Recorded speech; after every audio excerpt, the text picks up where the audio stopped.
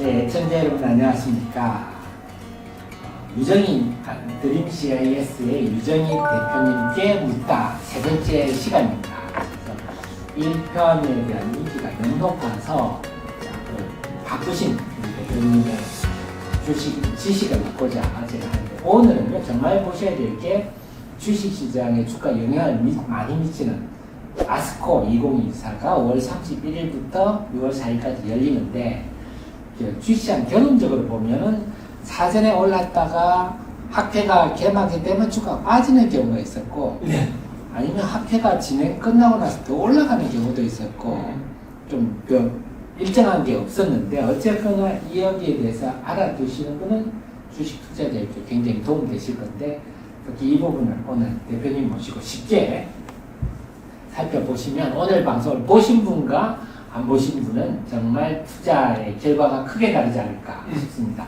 자, 그래서 이제 오늘 첫째는 크게 지금 초록에 발표된 기업이 5개, 참가한 기업이 11개인데, 그 중에 또 눈에 띄는 게 유한양행, 오스코텍의 병영 임상인데요. 좀 어려울 수가 있겠지만, 이게 우리나라 신약, 제 생각에는 신약을 개발하는데 굉장히 모범 사례이기도 하고, 모범 사례죠.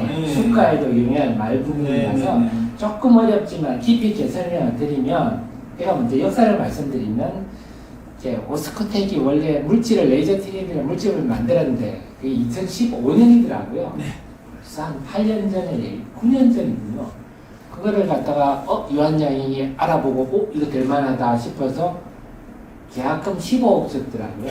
그걸 갖다가 갖고 와가지고 유한양이 임상 일상을 내가 학교 가서 막 줬습니다. 떠드니까 얀센 바이오텍이 존슨앤존슨 자회사더라고요. 네.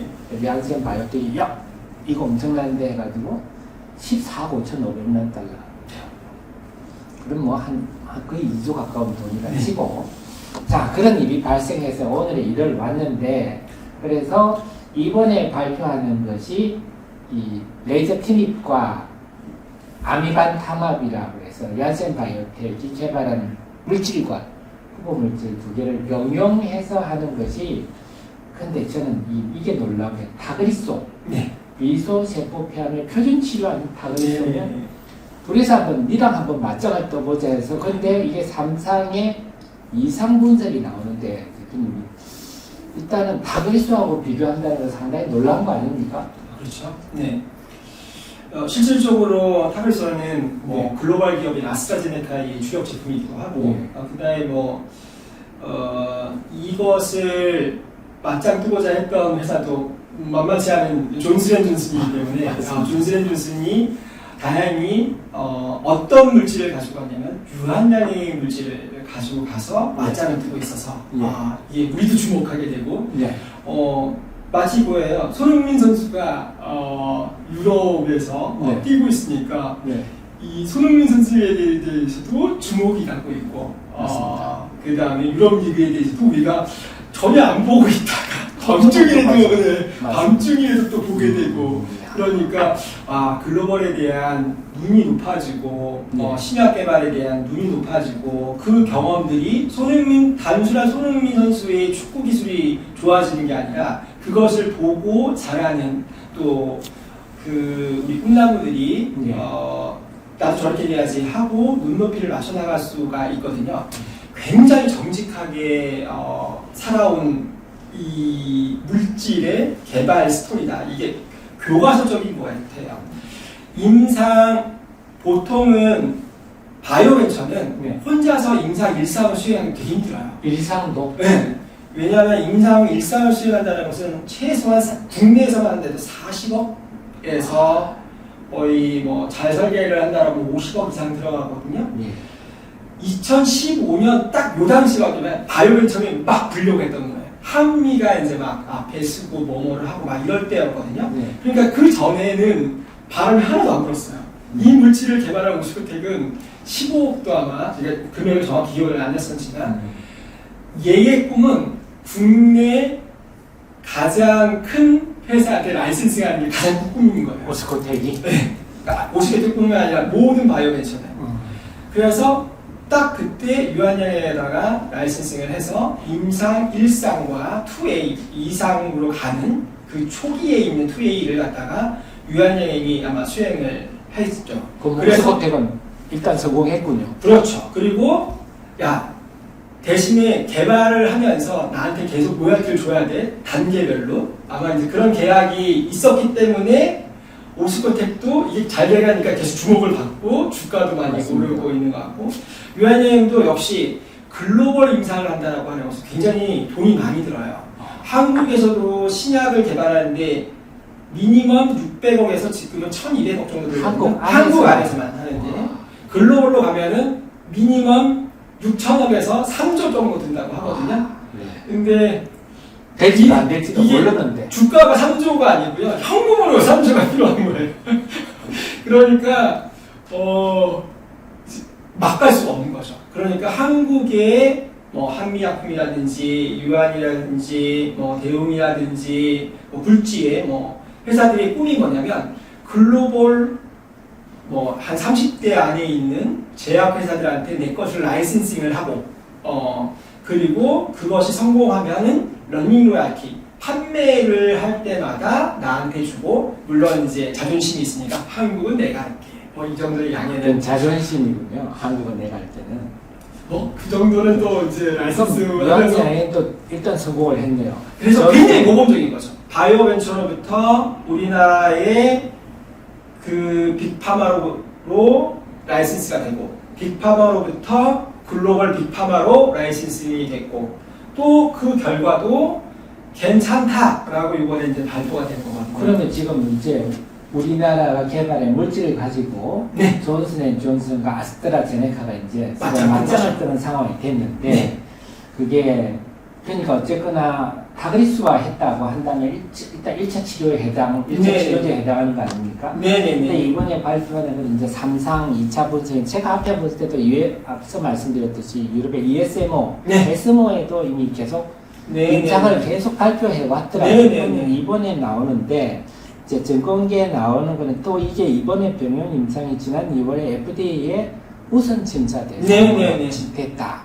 그래서 이렇게 되면 증권계에 나온 얘기는 뭐 6개월 내에 이제 FDA가 판단을 해주는데 네. 그래서 다들 8월 경에는 나오지 않겠느냐. 뭐 2단계까지 가다가 이 정도면 이제 거의 올 때만큼 온 거 아닙니까? 이제는 그런 부분들 조심해야 될 것 같고요. 언제 몇월 될때 아마 이런 것들은 또 조심해야 될 것 같아가지고 뭐 네. 그거는 모르겠지만 우선 심사 대상이 됐다고 하는 것은 항암제에 있어서 네. 그만큼 좀 이 품목에 있어서 관심 있게 결과를 보고 있다라고 이제 우선 볼 수가 심사 있죠. 대상. 예. 그게 아까 항암제에 있어서 두 가지를 이제 본다고 했잖아요. 네. 전반적으로 네가 아프든 뭐하든 살아있는 기간이 더 증가를 했는가.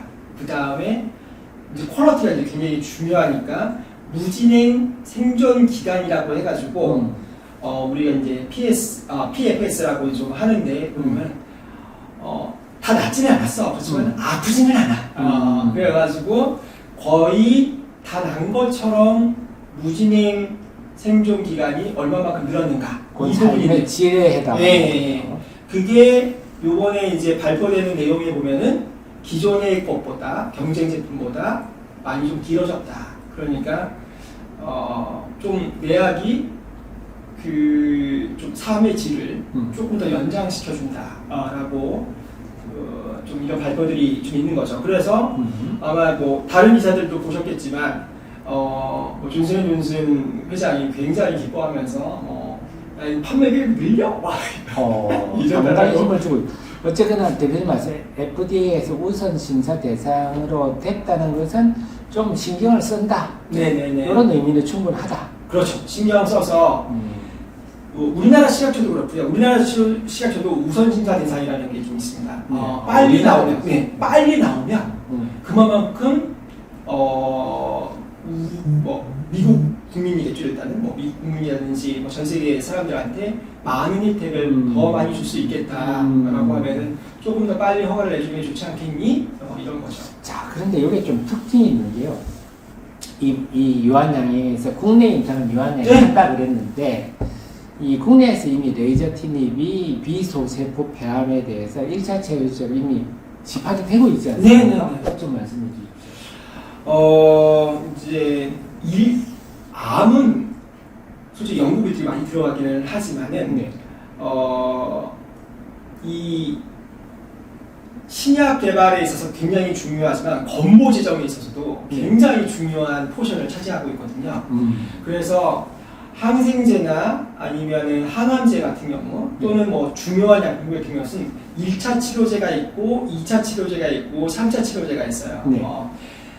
진짜 효과도 좋고 코스트 이펙트가 좋다라고 하는 것을 보통 1차 치료제로 놔요. 일단은 환자가 오면 1차 치료약부터 좀 써봐. 들으면 너무 좋은 거야. 코스트 이펙트가 낮으니까. 그래도 안 들었거나 아니면 내성이 생기거나 뭐뭐 하면 어쩔 수 없잖아. 이제 2차 치료제로 넘어가는 거죠. 그러면 대부분 1차 치료제보다 2차 치료제가 더 비싸고요. 네. 심지어는 혈액암 쪽에 있는 흰니아 같은 카티 치료제 같은 경우에는 이제 보험이 돼서 다행이지만 1회 치료 비용이 3억 9천이라는 정도. 한 번밖에 이제 안 해주거든요. 보험해도 비싸겠네. 보험료도 네. 비싸게. 네. 그러니까 이런 것들을 할 수가 없거든요.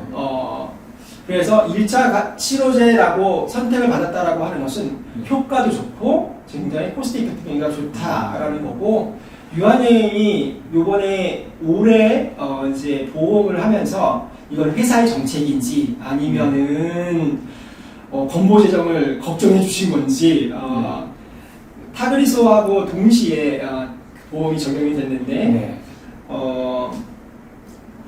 타그리소 가격이 대략 한 정에 19만 원 정도 합니다. 하나에? 네, 하루 19만 원 정도를 이제 먹는 거죠. 근데 레저티닉 같은 경우에도 그거 보험해도 19만 원. 보험료가 해준 게. 네. 근데 이제 레저티닉 같은 경우는 국내에서 개발을 해서 가격을 낮추셨는지 뭐 좀 더 많은 것을 3분의 1 가격으로 그럼 한 6만 원 하겠군요.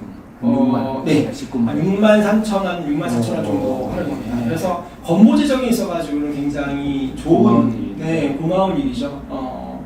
근데 이제 뭐 글로벌을 팔 때는 훨씬 더 비싸게 팔겠죠. 이 또 병영으로 하니까 나가게 되겠고. 그러니까 이게 레이저트닙이 어쨌거나 뭐 지금 세계적으로는 그렇지만 국내에서는 이미 1차 치료제로 18이 되고 건강보험까지 받고 있다. 어느 정도 기반은 마련되어 있고 이제 글로벌로 동작하느냐. 자, 그게 이번에 ASCO에 발표가 된다 하니까 관심도 좀 높아질 것 같고 특히 8월이 다가올수록 주시장 관심도 두 종목에 대해 유한양행과 오스코텍에서 높아질 것 같습니다. 자, 그 다음에 대표님 제가 살펴보니까요 이번에 아스코 2024에 주요 관심이 혈액암, 폐암, 유방암 이렇게 일단 얘기를 하는데 그 중에 우리 에클론이 좀 발표를 하는데요. 자세한 얘기하면 너무 복잡하니까 여기 에클론의 발표 내용 보니까 카티라는 게 나오거든요. 좀 전에 카티 기사가 말씀하셨지만 그래서 카티가 뭔지 그 다음에 혈액암, 뭐 혈액암 보니까 대충 혈액암의 느낌은 알 것 같은데 혈액암이 도대체 뭔지 그것도 에클론을 중심으로 한번 이 배경으로 해서 혈액암 카티가 먼저 설명해 주시죠.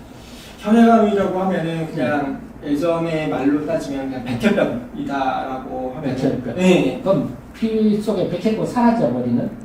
너무나 과대 증식이라는 거죠. 백혈구가 비상적으로 많아져가지고 얘가 너무 많아지면 정세혈액세포를 갖다가 성장을 갖다가 방해하거든요.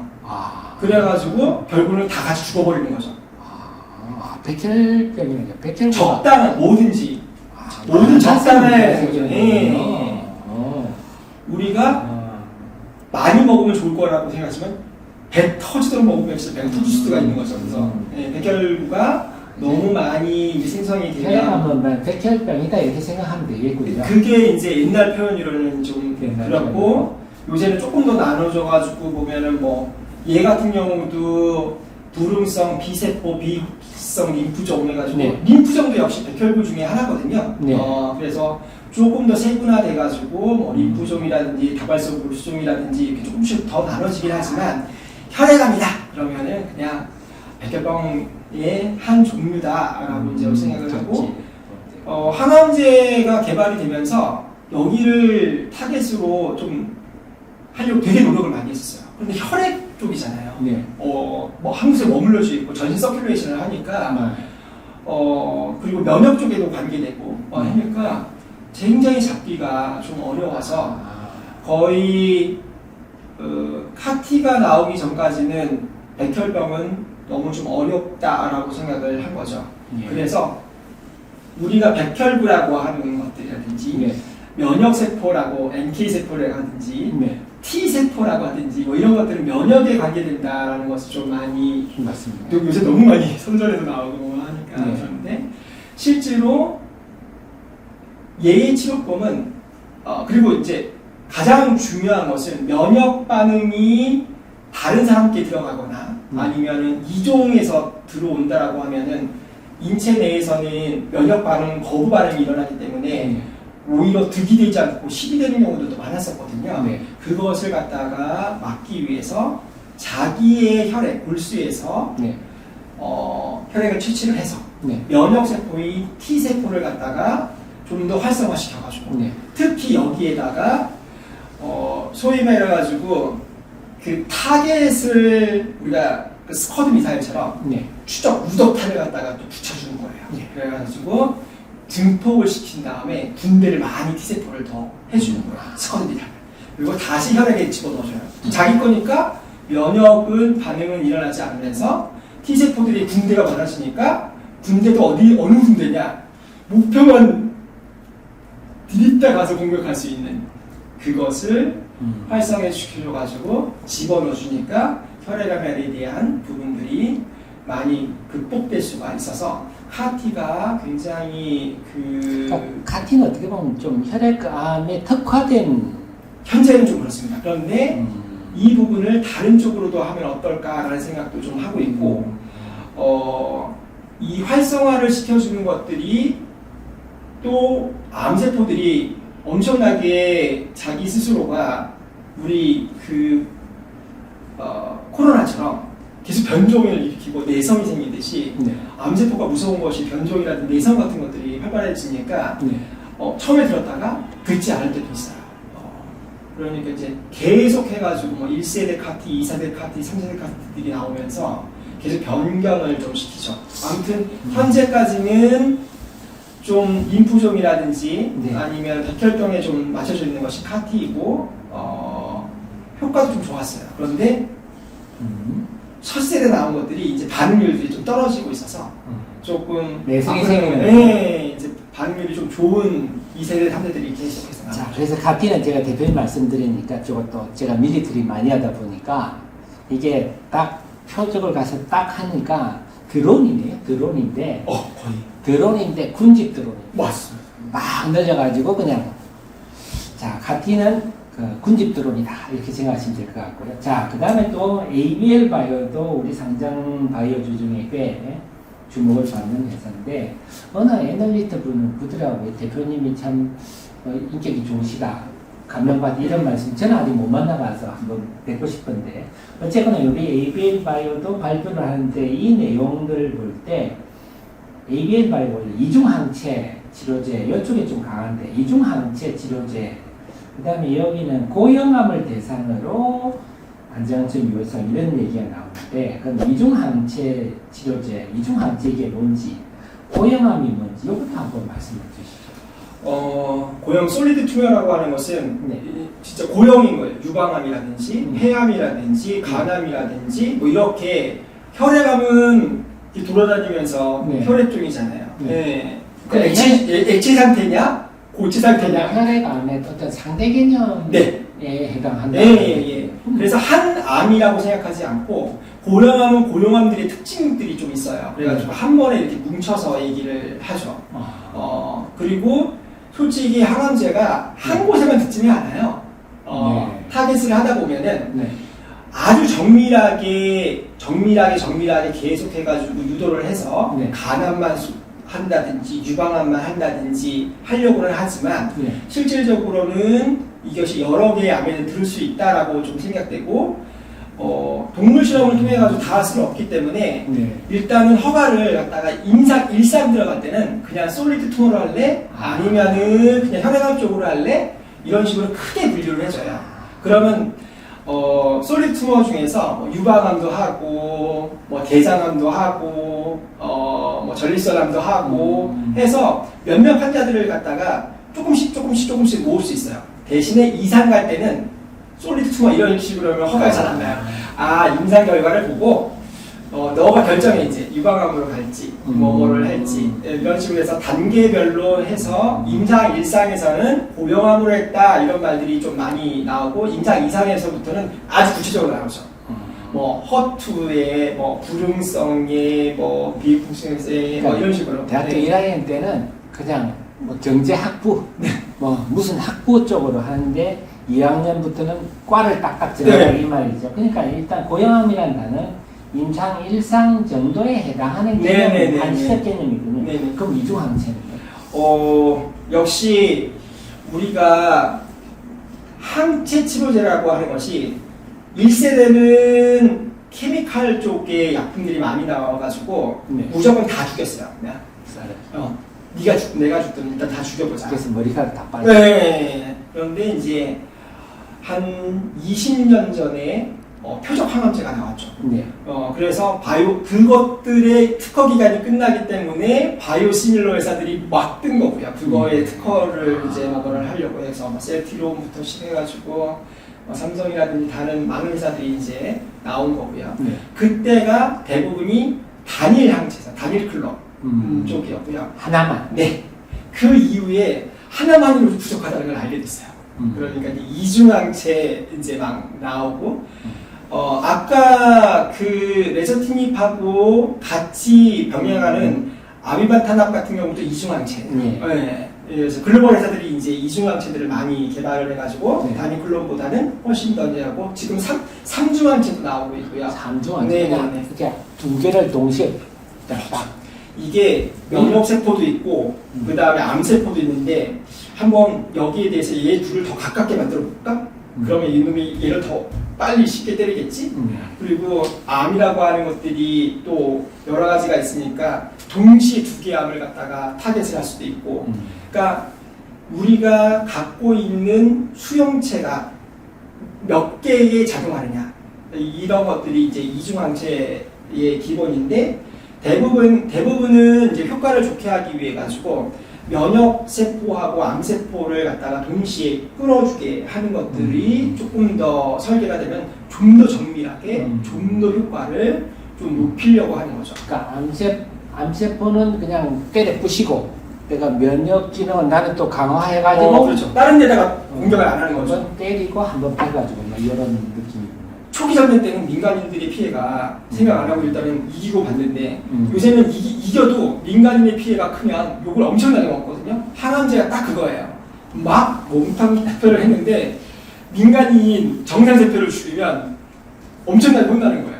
그러니까 면역세포만 활성화시켜가지고 암세포만 딱 죽이고 자, 이렇게 대표님의 지식을 얻다 보니까 이제 개념이 잡히시죠? 애플론 상장사인데 저는 애플론 어려웠는데 이제 대표님 말씀드리니까 혈액암 위주로 해서 카티 이런 걸 좀 다른 것도 하시겠지만 그걸 좀 중점적으로 해서 이번에 발표하는구나 이해를 하셨고 ABL 바이오는 이중항체 이런 쪽으로 해서 암세포도 하면서 내 몸도 강화해가지고만 한다.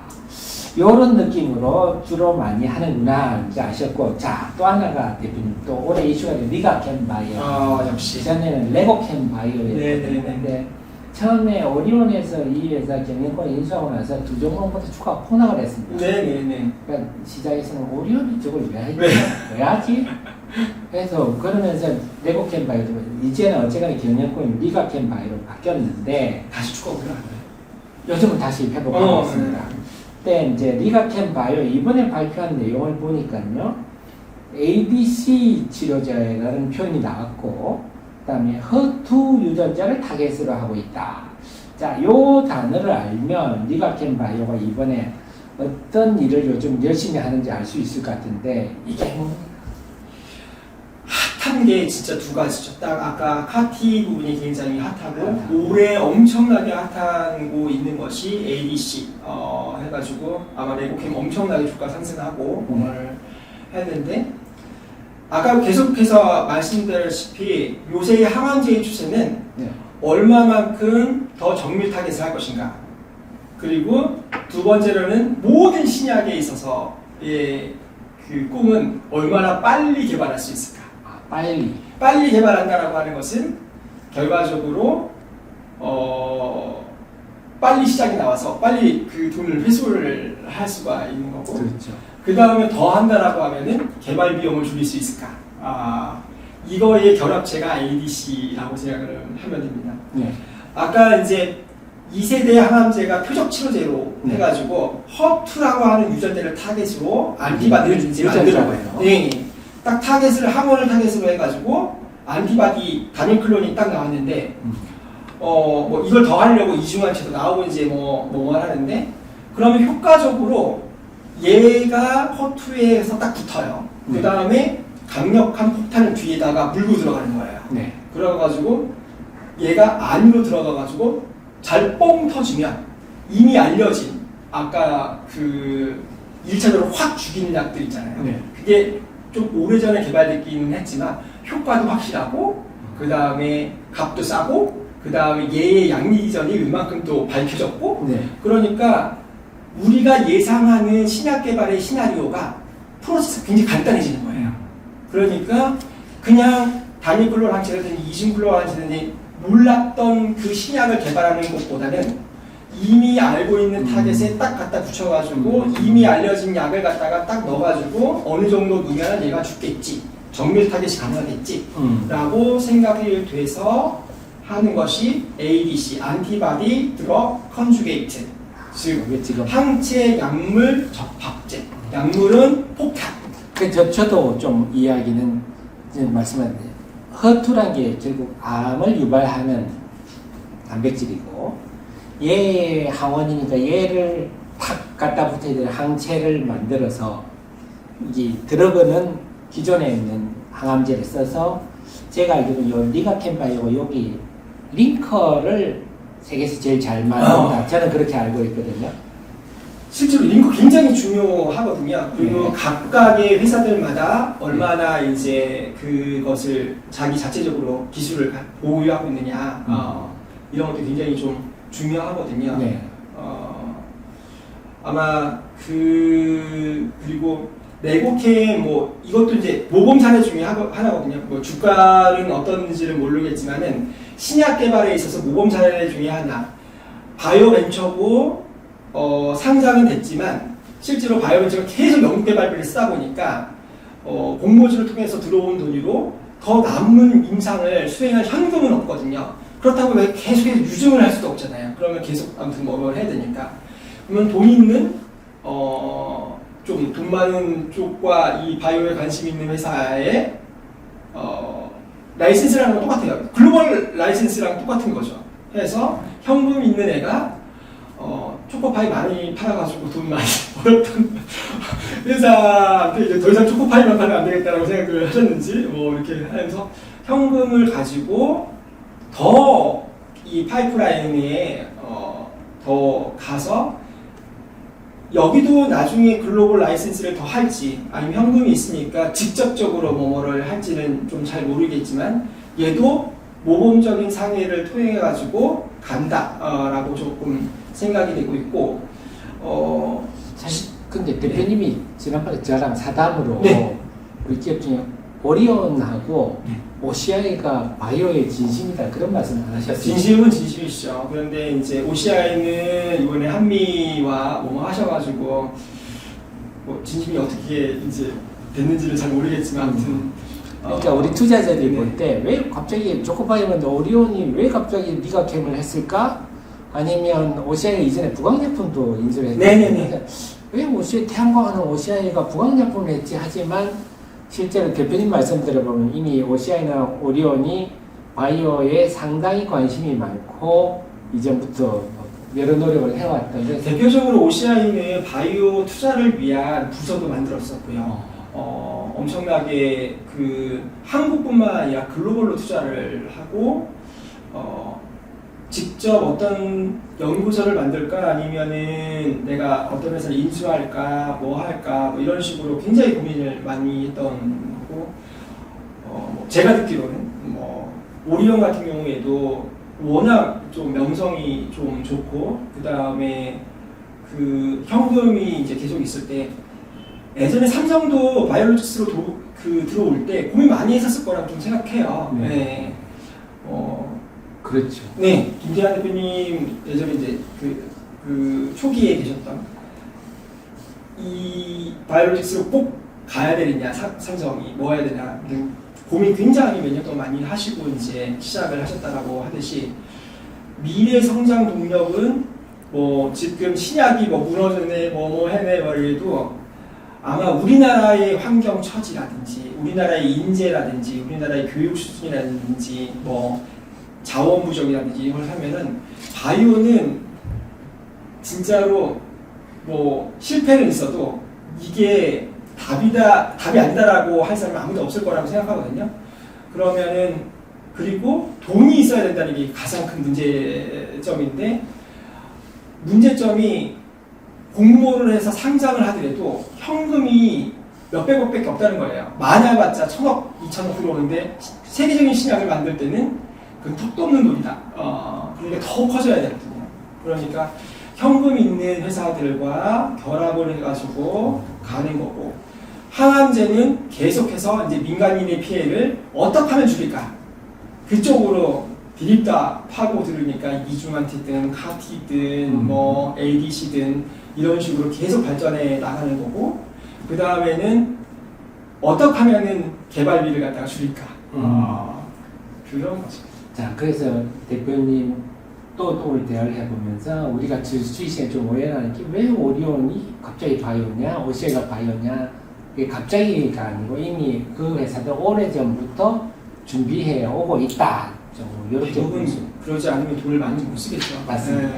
자, 그래서 우리가 또 이해폭을 좀 넓혔는데 자, 그 다음에 마지막으로 대표님하고 지난 방송 시간에 저희 회사 드림CIS의 미래 성장을 가지고 그 얘기를 했는데 독성 시험은 GLP라는 기관에서 해야 되는데 우리나라는 중국의 GLP를 인정을 하지 않는다. 그리고 OECD는 인정을 하는데 그래서 중국의 GLP는 미국이나 일본이고 다 인정하는데 우리나라는 유독 인정하지 않아서 요것만 좀 풀리면 우리 드림CIS 매출이 아주 크게 증가할 수 있다 이 말씀을 합니다. 네네네. 요건 제가 대표님 뵐 때면 자꾸 체크를 해야 되겠습니다. 아직까지 뭐 큰 변화는 없습니까? 제도적인 변화는 없지만은 이제 계속해서 시각화하고 네. 아니면은 이제 앞으로 뭐 우리나라 국회도 이제 새롭게 바뀌지 않습니까? 그러니까 새로운 국회에 뭐 청원을 하든지 뭘 하든지를 할 텐데 우리나라가 지정학적으로 굉장히 뭐 군사적으로 위협적인 부분도 있지만 지정학적으로는 참 여러 부자 친구들이 있거든요. 중국이라는 부자 친구도 있고 미국이라고 하는 부자 친구도 있고 뭐 일본이라고 하는 부자 친구도 좀 있거든요. 네. 어떻게 바라보느냐의 관점의 차이인데 중국에 있는 부자 친구가 미국으로 좀 가려고 해요. 그런데 다이렉트 날아가려고 하면은 너무 비싼 거예요. 비행기표가. 근데 한국에서 미국을 가는 비행기표는 굉장히 싸고요. 중국에서 한국으로 오는 비행기표는 또 싸요. 진짜로 플라이트 타보면 한국 경유, 뭐 일본 경유, 미국 가는 거 있잖아요. 네. 다이렉트보다 싸요. 우리나라도 중간에 기착지를 들려서 제가 영국을 갈 때요. 보통 다이렉트의 비용이 뭐 한 4,500만 원이라고 하면 경유지 한번 들려서 몇 시간만 있다가 가면은 비용이 굉장히 싸지거든요. 신약 개발도 되게 비슷해요. 글로벌적인 마인드로 생각을 해야 되거든요. 예. 중국 회사가 미국에서 다이렉트로 임상을 하게 되면은 보통 100원이 든다라고 하면 한국을 걸쳐서 미국으로 가게 되면은 60원밖에 안 들어요. 서울은 또 전 세계에서 어떤 도시냐면 글로벌 임상 1, 2위를 다투는 시설과 인력과 경험이 많은 데거든요. 항상 지난 15년간 1, 2위를 놓쳐본 적이 없어요. 글로벌 임상을 너무 많이 한 경험도 있고요. 카티도 많이 있고요. 요번에 저희가 내일부터 이제 글로벌 카티 하는 회사랑 한국에서 카티를 해서 미국으로 가자라고 하고 동시에 미국과 한국과 또 유럽의 사이트를 열어가지고 하는 것을 하는데 한국의 비중을 점점 늘리자. 다행히 그 회사는 미국에서 GLP를 했기 때문에 좀 이번에 굉장히 수월한데 중국 회사라고 해가지고 굉장히 좀 우리가 많이 몰라서 그런데 아까도 조금 나왔던 항산제약 같은 경우도 50조 규모의 회사이고 신약 개발을 많이 해본 경험이 있고 전 세계 바이오 벤처가 가장 많은 나라 중에 하나가 중국이거든요. 이 중국에서 임상을 하려고 전 세계에다가 임상시험 승인 계획서를 내요. 그 중에 하나가 비임상 자료인데 그거를 GLP 기관에서 해요. 중국도 GLP 기관도 있고요. 근데 FDA에서는 뭐 이런 규정이 없어요. OECD 국가만 인정한다. 넌 OECD 국가를 인정한다 이런 게 아니라 너 그 자료에 대한 퀄리티를 본다. 그래서 FDA에서는 승인을 이제 해서 임상해도 좋다. 그래서 당연히 이 회사도 한국도 FDA에서 하니까 하겠지 하고 그리고 저도 열심히 이제 설득을 이제 해서 우리 한국에서는 임상하겠다라고 했는데 한국 규정상 넌 OECD 국가가 중국이고 거기서 한 GLP는 인정할 수 없다라는 딱 그 규정 때문에 글로벌 임상에서 한국은 제외. 딱 하면서 한국 쪽에서 보면은 이제 여기서 운영을 하고 뭐뭐 하면은 우리나라에 돈이 좀 많이 좀 쌓이는데 그 기회를 이제 놓치게 되는 거죠. 그래서 규정에 딱 한 구석이에요. 되게 좀 생각이 많이 있는데 넌 OECD 국가의 GLP를 인정하는데 반드시 한국을 제외한 OECD 국가에서 먼저 실사를 가고 그 리포트를 한국에 제출하면 그때서 한국은 갈까 말까를 결정한다. 한국도 OECD 국가니까 그럼 우리가 먼저 가면 되지 않느냐. 그런데 행정력의 낭비일 수도 있다. 이미 넌 OECD 그러니까 OECD 국가에서 먼저 실사를 하고 그러면 이미 어느 정도 개런티 되고 그 다음에 내가 나가면 행정력이 그만큼 세이브되지 않느냐. 그 말도 일리가 있어요. 하지만 보고 세이브하는 동안에 우리가 벌 수 있는 돈들이 좀 많이 세이브가 안 되는 거죠. 그래서 또 교류도 굉장히 좀 약해지고요. 그래서 이제 글로벌적인 마인드를 가지고 또 중국도 아직도 좀 나쁘된 게 있거든요. 하지만 엄청나게 또 잘 나가는 것들도 있거든요.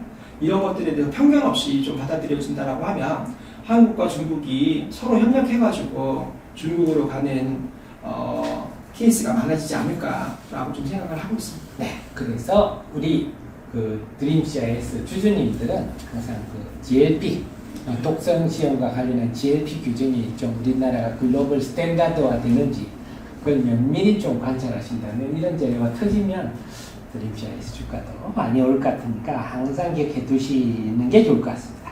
자, 오늘 지금까지 우리 드림 CIS 유정희 대표님을 모시고 바이오를 읽다 세 번째 시간을 했는데요. 현장에 생생한 정보를 많이 얻으셨을 겁니다. 큰 도움이 되셨을 거고 저는 앞으로도 계속 우리 CR로의 리타과의 선생님 우리 유진희 대표님 모시고 계속 바이오 제약에 대해서 현장의 얘기를 전해드리도록 노력하겠습니다. 대표님 너무 고생 많이 하셨습니다. 다음 주에 또 뵙도록 하겠습니다. 네, 감사합니다. 네, 저도 다음 시간에 4편에서 뵙도록 하겠습니다. 감사합니다.